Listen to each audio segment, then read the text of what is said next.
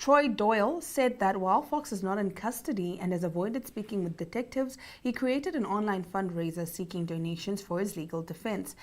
Now, NBC affiliate KSDK of St. Louis reported that in an online statement, Fox said, "I felt I had no other choice as a parent. My only intention was to protect my child and empower her in a world that hasn't protected her." The fundraiser appears to have been taken down. A spokesperson for GoFundMe said that the platform's terms of service prohibit people charged with violent crimes from raising money for their legal defense. According to an affidavit in support of the arrest warrant, Fox entered the Ferguson Florissant school bus on Thursday with his daughter shortly after 9 a.m. The 64-year-old driver tried to stop Fox, but he pushed the driver's arm out of the way and continued walking, according to the affidavit, which says the alleged assault was captured on video. Video of the incident published by KSDK, which the news station added blurring to, shows Fox telling his daughter to do what I told you to do and telling the alleged victim, whom the affidavit identified as a 7-year-old, not to touch his daughter. "Because if I find out you're touching her again, your parents are going to have to talk to me," the video shows Fox saying. Moments later, the video shows Fox's daughter repeatedly striking the other child in the head when the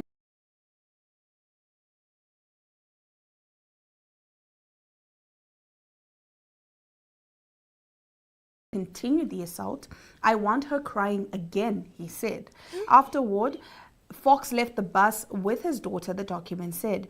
Now, the Ferguson Florissant School District described the assault in a statement as completely unacceptable and said it is fully cooperating with law enforcement.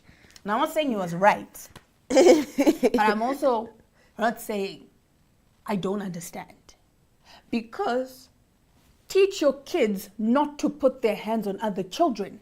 Yeah, that is also another thing that I think parents also needs to start taking accountability for. Yes. If your child is a bully, yes, we need to also start looking at the parent. If you cannot discipline your child, don't then come and attack me when I come and discipline your child for you. Because clearly you're failing. Somebody, I think it was a parent who posted, but it's not related to this matter, but she was like, if your kid is bullying my kid, and then I've told my kid to tell your kid to stop, and then your kid continues. If I tell my kid, yes. I'm not responsible for what happens afterwards. Yes, exactly. You are not. The thing is, because a lot of the people in the comments were actually not really bashing him because they were saying chances are he probably complained to the school or spoke to the child or something, and they didn't do anything. Now, I, for one, was actually in a similar situation way back in kindergarten. There was a kid who used to bully me. She used to hit me. Every day I'd come cry, "Oh, mommy, mommy," and I wouldn't even want to go to school. The one day my mom comes to pick me up, and I'm crying. She says, "Why are you crying?" I said, "No, because so-and-so hit me." Again. And then my mom just says, "Go hit her back." And I said, "No." And she said, "I'm right here. She's not going to do anything. Go hit her back."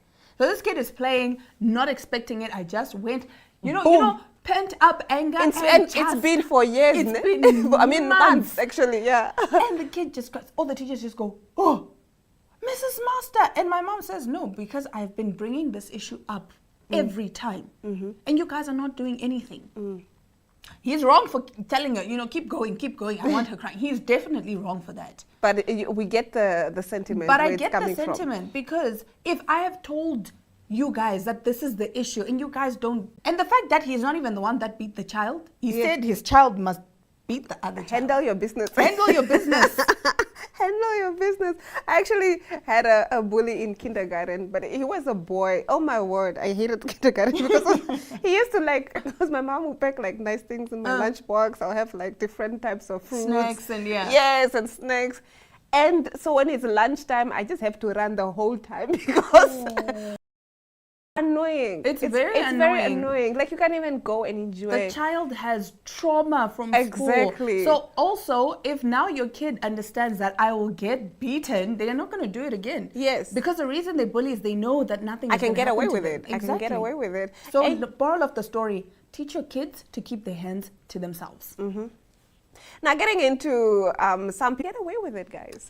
If you plan a hide. Exactly. The fact that they left the gloves and several things. The fact that you guys managed to break into the Louvre during the day and you're still getting caught In under 7 minutes. In under 7 guys. minutes, No, guys. no. But anyway, that does bring us to the end of our top stories. Let's get into the Hair Summit and see how that went down.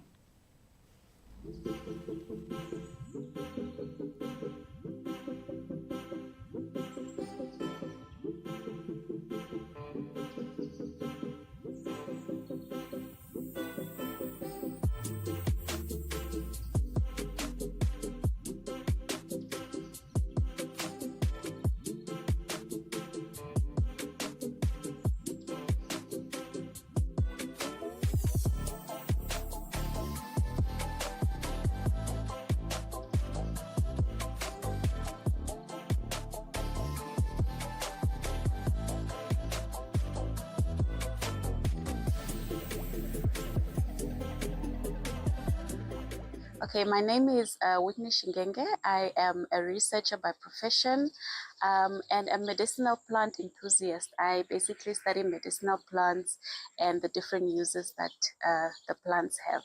All right, so you were here today at this hair seminar, and of course you were telling us and giving us a little bit more insight into different, herbs and how they work for our hair. Yes. But you also touched on a very important topic, which is the toxicity. Yes. So a lot of the times when we perhaps go on TikTok or whatever, and we see that, oh, but rosemary worked for this person's hair, so it's obviously going to work for mine. And we don't actually take the time to read up on the toxicity of some of these plants. Could you just walk us through some of that?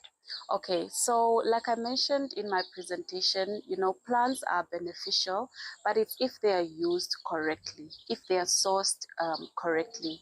I made a reference to plants looking at concentrations, if the chemicals are going to be harmful to you. They're looking at the shelf life, how long can this sort of product work, and they look at so many different things. And when you do these DIY products or DIY masks, most of the time it can be very harmful. You're making this gel, guard it, and continue using the product, and that can be very dangerous. So I would say my takeaway